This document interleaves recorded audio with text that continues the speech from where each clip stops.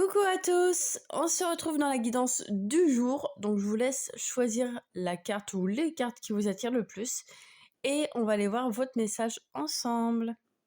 Alors, on commence avec la première carte.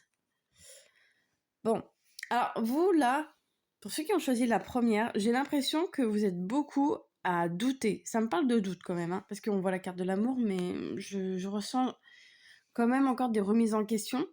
Peut-être que vous êtes encore en train de vous dire, mais c'est trop beau pour être vrai. C'est ce qui me vient tout de suite.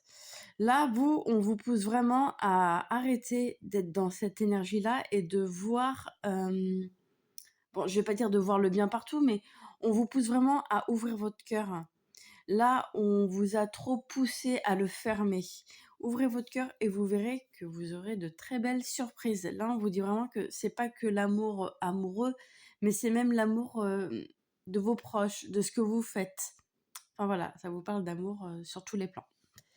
Pour la deuxième carte, alors là, vous êtes beaucoup en train de vous poser énormément de questions et j'ai aussi la sensation qu'il y a j'allais dire une relation, ça peut être une relation, mais une situation qui vous a vraiment touché, qui vous a fait quand même ressortir énormément de croyances, de blessures, mais ça me parle beaucoup de croyances là. J'ai quand même l'impression que vous êtes en train de revoir certaines croyances qu'on vous a inculquées, enfin inculquées c'est pas vraiment le mot, mais ouais, des croyances que vous avez bien ancrées en vous. Donc forcément, ça peut être des croyances familiales.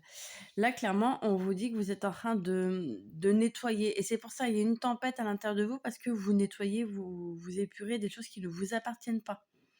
Ça me parle de ça, de croyances, mais qui ne sont même pas à vous. C'est peut-être à votre lignée. Je parle même pas de père ou de mère, là. Ça me parle plus de grands-parents et d'ancêtres. Donc vous portez les blessures d'une lignée, j'entends plutôt féminine, hein. Voilà pour cette deuxième carte. Et la dernière. Alors là, on vous dit clairement de faire attention à votre communication et surtout à comment vous allez communiquer au niveau... quand vous allez vraiment dire ce qui vous agace, ce qui vous plaît plus. Là, ça me parle vraiment de mettre les formes. Vous allez communiquer, mais cette fois-ci en prenant des pincettes et en mettant les formes. Parce que vous avez cette sensation vous avez cette tendance plutôt à communiquer, mais de façon très